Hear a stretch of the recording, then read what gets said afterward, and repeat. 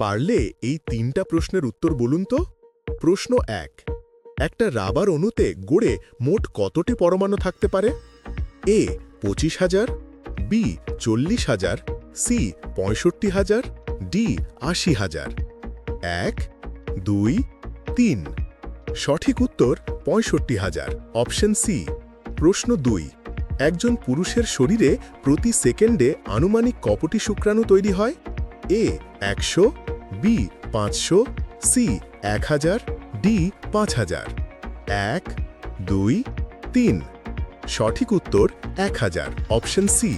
প্রশ্ন ৩, বিজ্ঞানের হিসাব অনুযায়ী প্রতিটি ঘন্টায় বিশ্বব্রহ্মাণ্ড চারদিকে আনুমানিক কত মাইল বিস্তৃত হচ্ছে? A ১০ lakh mile, B ৫০ lakh mile, C ১০ crore mile, D ১০০ কোটি মাইল। ১, ২, ৩। সঠিক উত্তর ১০০ কোটি মাইল, অপশন ডি।